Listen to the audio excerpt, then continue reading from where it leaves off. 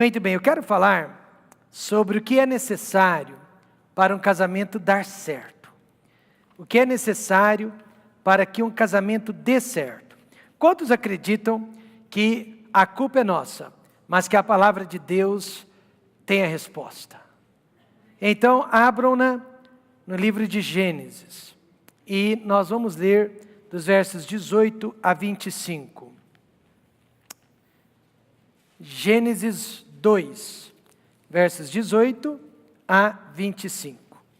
E nos coloquemos em pé, por favor, para a leitura da palavra de Deus.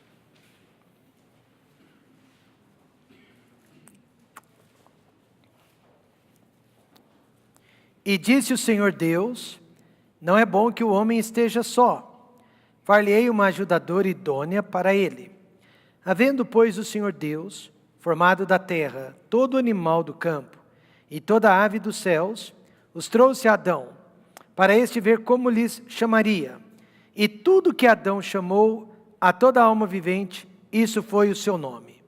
E Adão pôs os nomes a todo gado e às aves dos céus e a todo animal do campo, mas para o homem não se achava ajudadora idônea. Então o Senhor Deus fez cair um sono pesado sobre Adão, e este adormeceu, e tomou uma das suas costelas, e cerrou a carne em seu lugar. E da costela que o Senhor Deus tomou do homem, formou uma mulher, e trouxe a Adão. E disse Adão: esta agora é osso dos meus ossos, carne da minha carne. Esta será chamada mulher, porquanto do homem foi tomada. Portanto, deixará o homem o seu pai e a sua mãe, e apegar-se-á à sua mulher, e serão ambos uma carne. E ambos estavam nus, o homem e a sua mulher, e não se envergonhavam. Querido Deus e eterno Pai, pedimos ao Pai que a palavra do Senhor fale neste momento, não só através deste culto, mas através das imagens e do som, que serão transmitidos para muitos lares, ó Deus, a partir de hoje. Que a palavra do Senhor não volte vazia, mas que ela salve casamentos, salve as famílias, restaure o relacionamento de casais e proteja, Deus, a família da destruição. Use a palavra de Deus para restaurar, para dar vida, para trazer cura, para transformar as nossas vidas. Pai, nós queremos nos submeter ao poder de Deus, à palavra de Deus. Nos ajude, ó Pai, a sermos humildes e ouvir a Tua palavra atentamente neste momento. No nome de Jesus, amém. Podem se assentar. Certa vez, Sócrates, o grande filósofo, disse para um de seus discípulos: com certeza você precisa se casar. Se você achar uma boa esposa, você será um homem muito feliz na vida. Todavia, se você achar uma péssima esposa, você também será feliz, mas você será um filósofo como eu.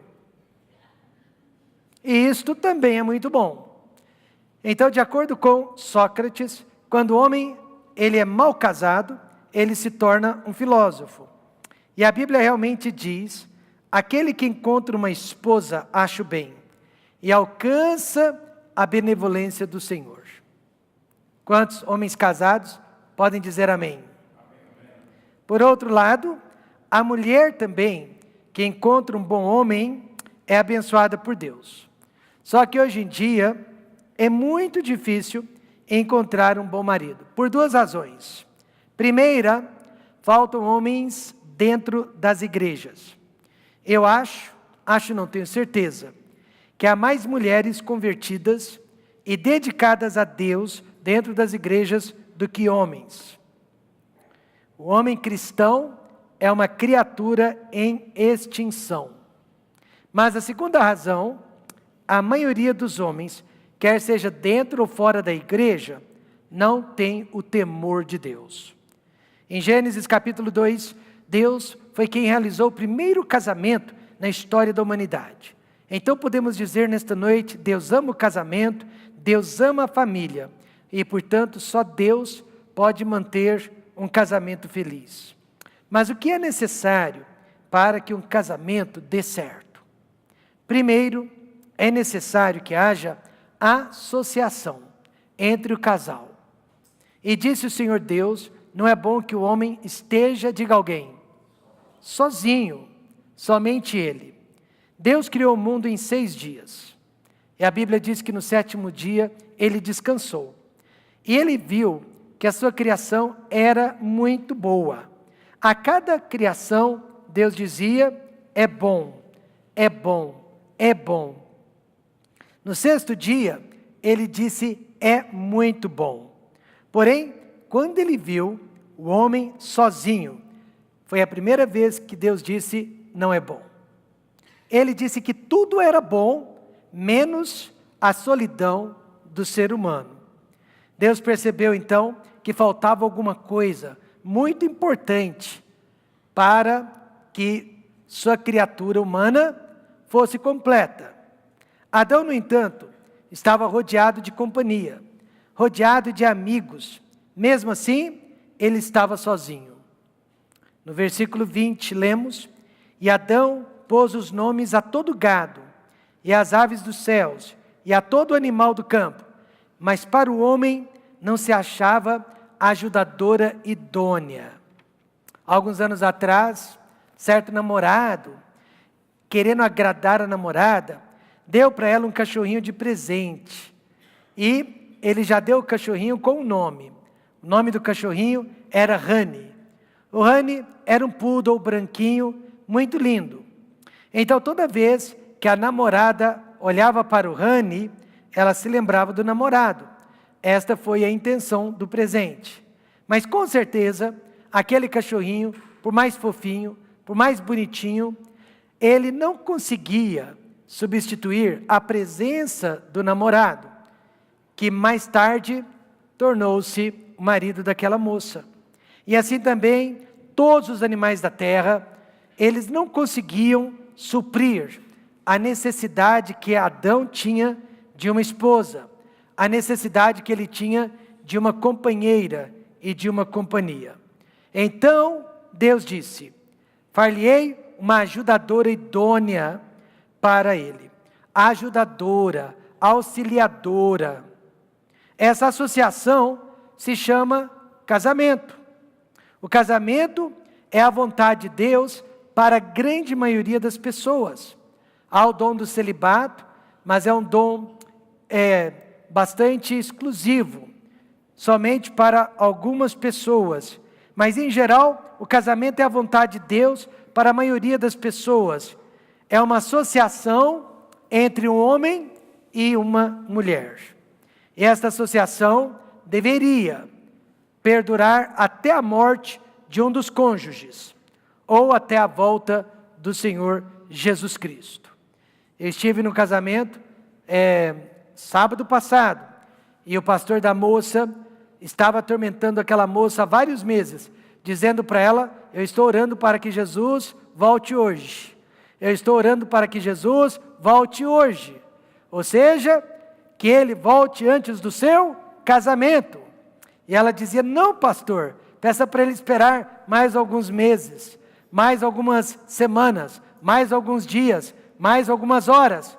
E agora que ela se casou, ela deve estar pedindo para Deus esperar mais alguns anos, porque com certeza ela tem o desejo de ser mãe. Mas veja então que esta associação deveria durar até a volta de Jesus Cristo. Porque duas pessoas adultas do sexo oposto tornaram-se sócios nesta vida. Em segundo lugar, para um casamento ser feliz, é necessário que haja união. No versículo 24, Deus disse, portanto, deixará o homem o seu pai e a sua mãe, e apegar-se-á à sua mulher, e serão ambos uma carne. Interessante, né? Que Deus nos manda se separar do pai e da mãe, para que possamos nos apegar à esposa, ao esposo. E a palavra apegar-se, literalmente significa unir-se, colar-se, grudar-se. A partir do casamento, o marido precisa ser um grude na vida da esposa e vice-versa.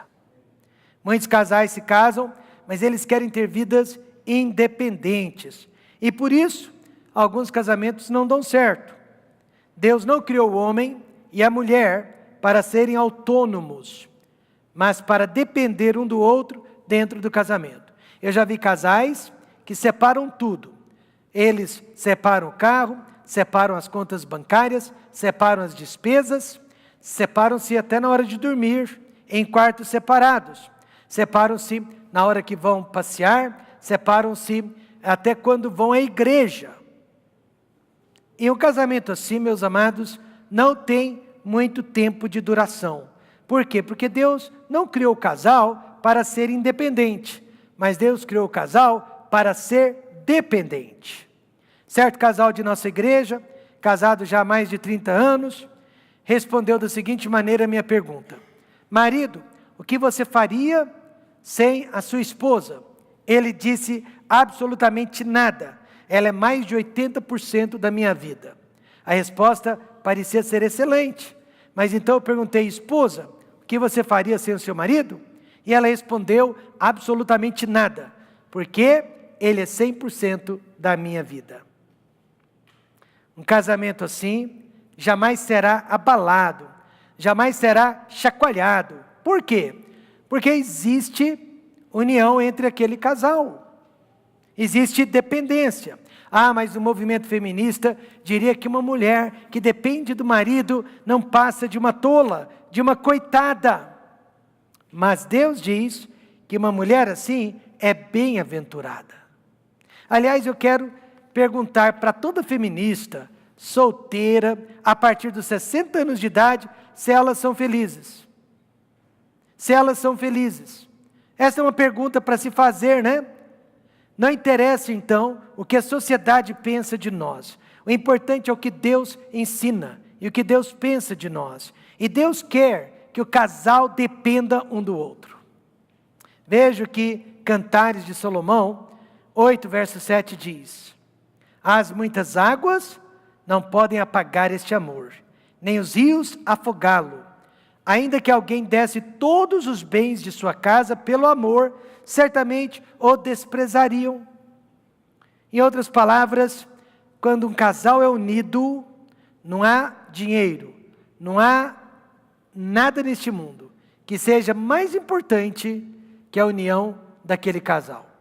Agora preste atenção, até mesmo na igreja, nós pastores, ensinamos as esposas a ficarem do lado do marido, em qualquer situação que seja, mesmo discordando, mesmo não apoiando o erro dele, mas ele casou-se com ela e ela precisa estar ao lado dele, até mesmo no erro, e vice-versa, porque essa união demanda isso. Não foi nenhuma, nem duas, nem três vezes que, como pastor, eu deixei de falar com as esposas e contar-lhes realmente o que estava acontecendo, porque eu prefiro que elas fiquem contra a igreja ou contra o pastor do que contra o marido. Por quê? Porque a Bíblia é clara, a associação é da esposa com o esposo e não da esposa com a igreja. Amém, irmãos? Daí a importância do casamento. Daí a importância do casal ser unido. Casamento, irmãos, é associação. Casamento é união. E essa união precisa ser inabalável.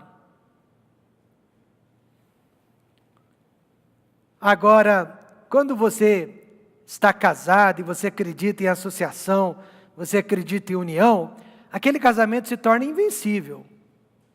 Eu não disse isento de problemas, mas invencível. E veja, em terceiro lugar, para um casamento dar certo, é necessário que haja afeição. E da costela que o Senhor Deus tomou do homem, formou uma mulher e trouxe-a a Adão. Sabe o que significa amor? Só no dicionário Aurélio, eu encontrei mais de 12 significados. Mas de acordo com a palavra de Deus, só tem um significado. Amor é suprir a necessidade da pessoa amada. sem contar o custo.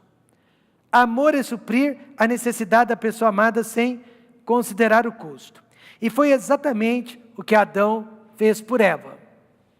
Você e eu podemos concordar ou discordar se ele sabia o que iria acontecer. Mas tudo indica que ele doou uma de suas costelas para a criação da mulher. Ele cedeu uma de suas costelas para que Eva pudesse ser criada. Veja que amor, então, é uma decisão mental e não um friozinho na barriga. Adão decidiu amar aquela mulher. Onde, pastor? Verso 23. E disse a Adão: esta é agora osso dos meus ossos e carne da minha carne. Esta será chamada mulher, porquanto do homem foi tomada. E o que eu gosto é de saber que ela foi tirada da costela para andar do lado e não dos pés para ser pisada em cima. Amém? Olha só que simbolismo mais maravilhoso. Tirada do lado, para que ela possa andar do lado do homem, não atrás do homem, nem na frente do homem, mas do lado do homem. Sabe uma coisa que eu acredito, e eu vou ofender alguns de vocês? Submissão dentro do casamento é algo mútuo.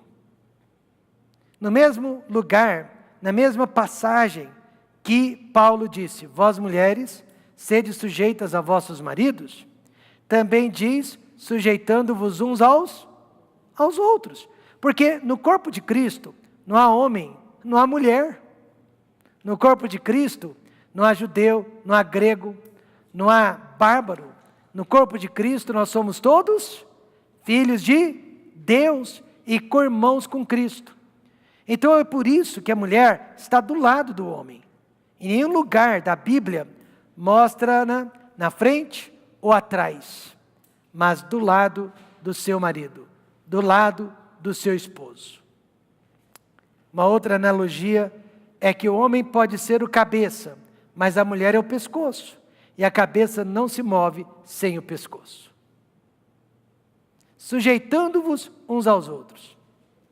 Quando eu leio o livro de Provérbios 31, e ali está a mulher de Provérbios 31, eu vejo que ela era empresária, ela era uma líder dentro e fora de casa. E o seu marido a respeitava, e ele era respeitado na cidade por causa dela. E nós estamos falando, irmãos, de um livro escrito pelo menos 1000 anos antes de Cristo. Por isso, a mulher não é submissa no sentido de posição, porque a posição dela e a do homem é a mesma. Ela é submissa no sentido de atitude. Submissão é uma atitude, e não uma posição, e muito menos uma imposição. Assim como o primeiro casal do mundo, todos os casais precisam praticar o verdadeiro tipo de amor. Qual é? Suprir a necessidade da pessoa amada sem contar o custo. Na primeira carta aos Coríntios, capítulo 13, o apóstolo Paulo nos dá uma lista sobre o que o verdadeiro amor faz e não faz. E eu queria que você lesse comigo. Todos juntos? O amor é... Só um instantinho, Felipe, um por um. Você lê comigo, tá bom? Primeiro, o amor é sofredor, o amor é benigno, o amor não é invejoso, o amor não é leviano, o amor não é orgulhoso, o amor não é indecente, o amor não é interesseiro, o amor não se irrita. Olha só, isso tudo tirado de 1 Coríntios 13, que fala sobre o dom mais importante, o dom mais excelente dentro do corpo de Cristo, o amor. O que mais? Junto, o amor não suspeita mal, o amor não é injusto, o amor é verdadeiro, tudo sofre, tudo crê, tudo espera, tudo suporta. Esse é o amor. E é com esse tipo de amor que você e eu vamos manter um casamento. vamos manter um relacionamento. Quando eu estava estudando psicologia, nos próprios livros seculares, eles recomendavam o não divórcio.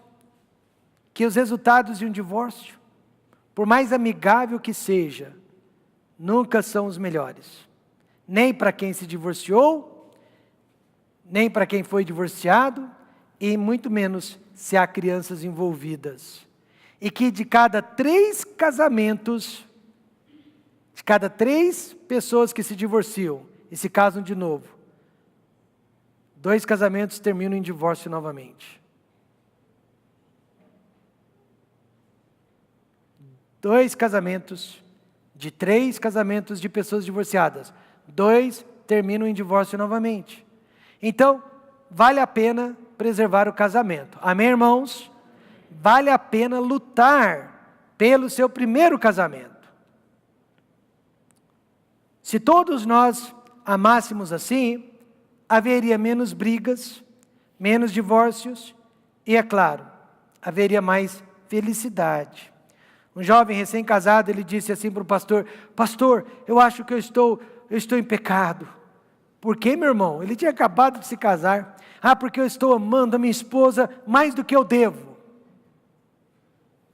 Que pecado interessante, né?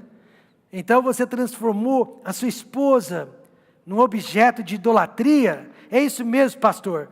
Será que isso é pecado? Aí o pastor pensou e respondeu: olha, só é pecado se você consegue amar a sua esposa mais do que Jesus Cristo nos amou. Você consegue? Não, isso não. Então não é pecado. Continue amando a sua esposa. Só é pecado quando você passar a amá-la mais do que Jesus Cristo nos amou. E realmente isso é impossível. A Bíblia diz para os maridos: vós maridos, amai vossas mulheres como também Cristo amou a igreja, e assim mesmo se deu por ela. Olha, já é difícil amar a esposa como, impossível mais do que Cristo nos amou. Impossível. Então não se preocupe, maridos, vocês nunca vão serem acusados deste pecado, de amar a esposa mais do que devia. Agora, já vi namorados amando namoradas mais do que devia. Ou namoradas amando namorados mais do que deviam. Isso eu já vi. Porque tudo que nós colocamos à frente de Deus é idolatria. Então vejam, meus amados, que amor é uma ação, não é um mero sentimento. Jesus Cristo é a maior prova de amor que existe. Romanos 5,8 diz: mas Deus prova o seu amor para conosco, em que Cristo morreu por nós, sendo nós ainda pecadores. E eu quero que você saiba hoje à noite, a família é um lugar de pecadores. O pai, pecador. A mãe, pecadora. Os filhinhos, pecadores. Sabe, aquelas 2 criaturas inocentes, chamadas Ronia e Giovana, são lindas, não são? Ficaram conosco por 2 dias. Olha que bênção. Mas nunca nos esqueceremos. Numa determinada noite, a Raquel estava trocando as roupas das crianças. Já tinha trocado a roupa da Giovana, ela desceu do sofá, estava trocando a roupa da Ronia. De repente ela viu a Ronia gritando para a irmãzinha, chamando a atenção da irmãzinha. A Raquel olhou, era a Giovana colocando o dedinho dentro da tomada. A Raquel disse: não faça isso. Ela olhou para a Raquel, com o dedinho dentro da tomada. A Raquel teve que largar a Ronia e correr e tirá-la de lá. Aquela criatura, carinha de anjo. Então o lar é um lugar de pecadores. Só o verdadeiro amor pode então manter uma família unida. Provérbios 10:12 diz: o ódio excita contendas, mas o amor cobre todos os pecados. Aqui na nossa cidade de Ribeirão Preto, eu já fiz muitas visitas. Desde a minha época de criança, de jovem, já visitei muitas casas.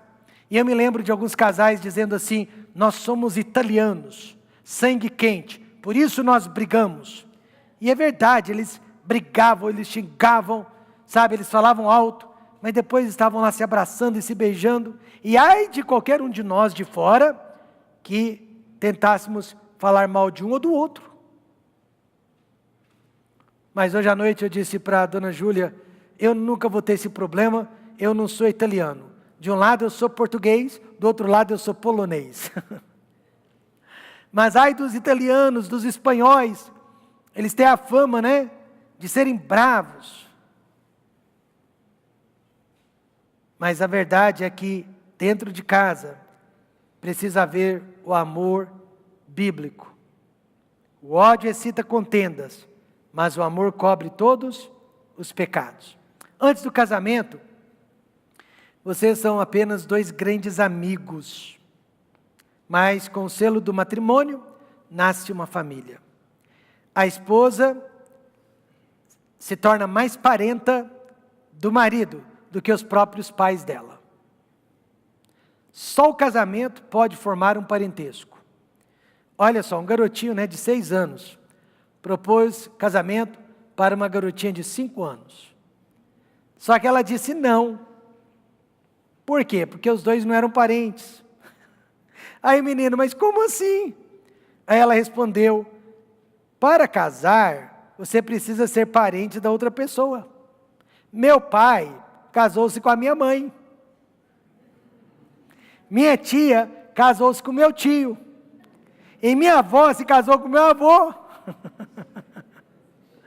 E parece engraçado, mas é verdade.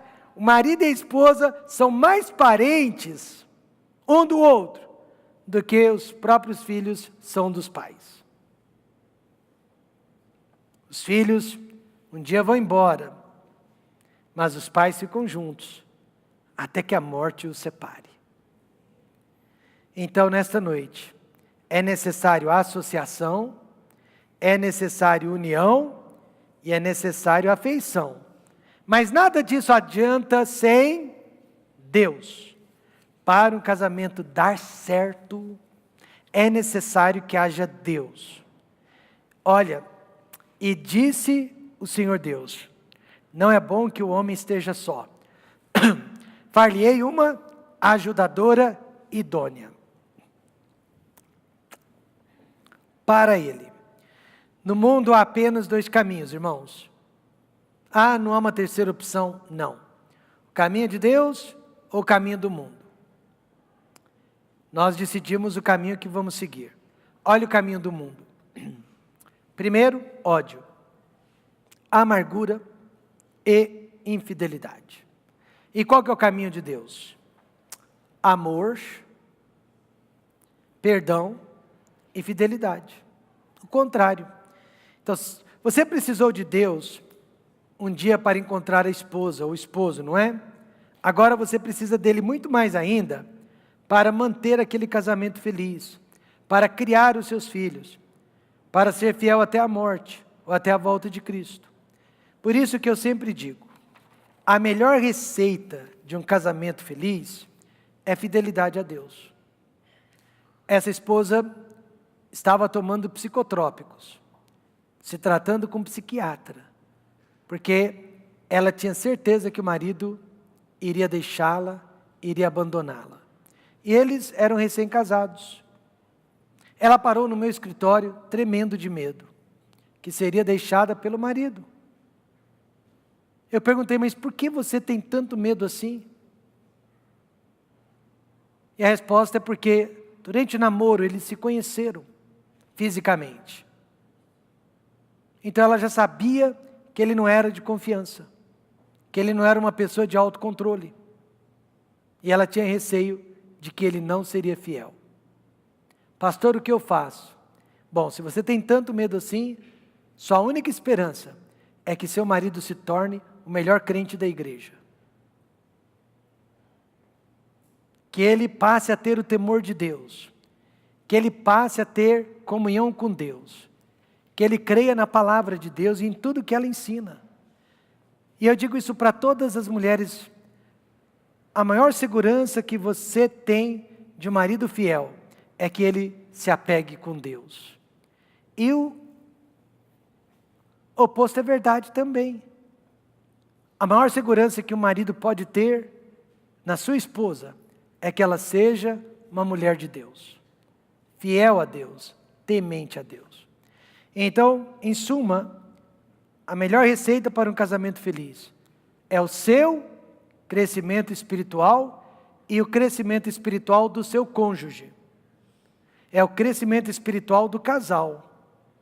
É o crescimento espiritual da família. É a melhor receita e o melhor antídoto contra a infelicidade. Fidelidade a Deus. Até quando um dos cônjuges não é fiel?